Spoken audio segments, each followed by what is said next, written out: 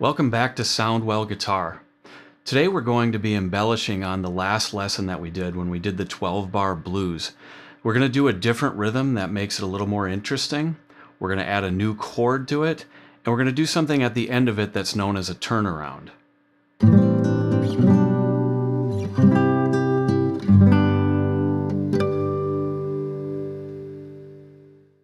So 12-bar blues.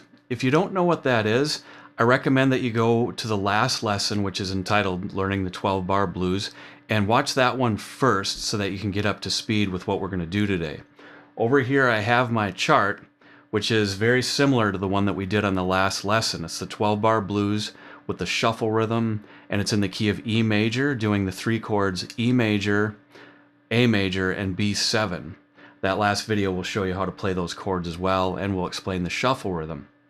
Let's get started with our 12-bar blues with the shuffle rhythm in the key of E. And I'm going to show you what you can do to make this a little more interesting. When you're strumming the chord and you start on beat 1, we do that. There's that shuffle sound again on the E chord. But what we're going to do this time, let's start with an upstroke with no chord at all. Notice I'm lifting my hand away and doing that.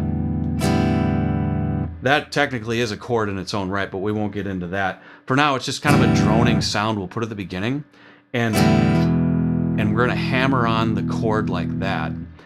Listen to how cool this sounds when we do it in the context of that shuffle rhythm and 4/4 timing.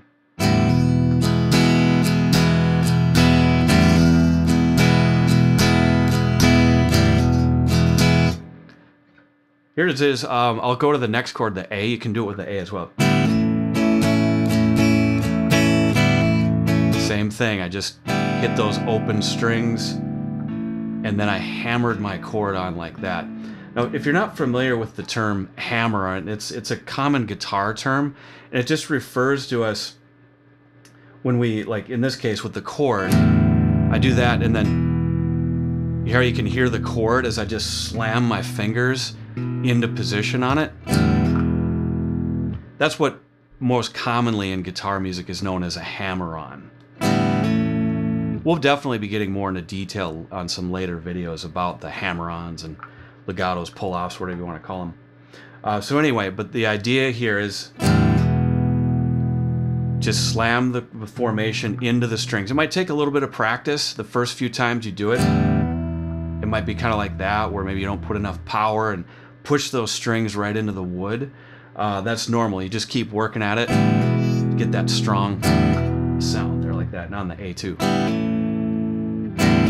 Okay, so the next thing that we're going to do is on measure 4 of our 12-bar blues, and I'm going to put this chart up on the video so you can reference it there. But on measure 4, you might notice I put the chord E7. The chord E7 is just like our E major chord, but we're going to put our 4th finger on the 3rd fret 2nd string.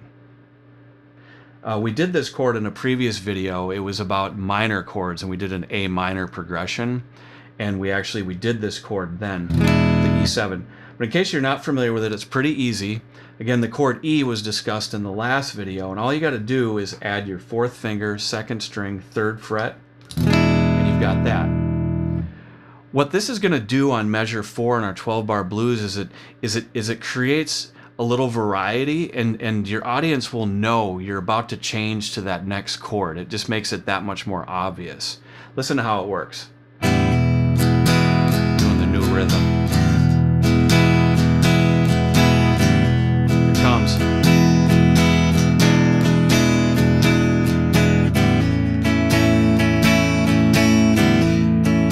Then back, the E chord, not the E7.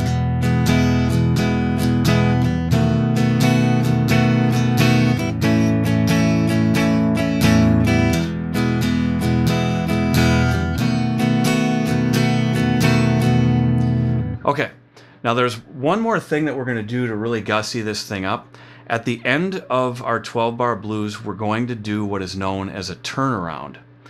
A turnaround is just a term that I see most commonly in blues, and a lot of times it's abbreviated with a TA on the chart at the end. And it's just like an ending to the song.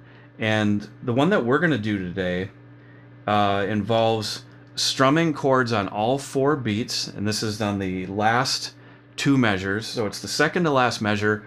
We're going to strum our E chord, then beat 2. We'll strum the E7, beat 3, A major chord, beat 4, A minor chord, then beat 1 of the last measure, strum the E chord again. And now I've written on the chart, I used tab to show this single note part of the turnaround. Involves hitting the 5th string open, then to the 1st fret of that same string, and then the 2nd fret, same string, setting us up with our 2nd finger on that note, and then we're ready for our B7 chord to finish the tune. I'll play that whole turnaround now. Again, it's 2 measures. It's the last 2 measures on the chart.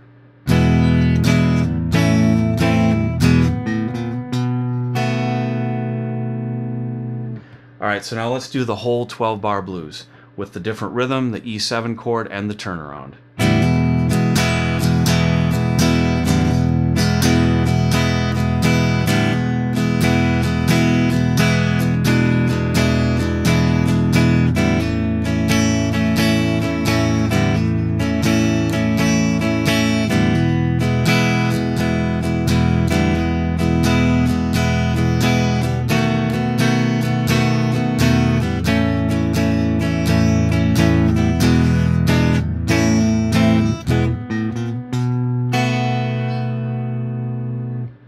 I hope you've enjoyed our little embellishment on the 12-bar blues lesson, make it a little bit more sophisticated sounding. There's going to be some more blues studies to come, but that won't be the only genre that we discuss. We'll be getting into other genres, other techniques, and getting to more advanced levels, so stick around.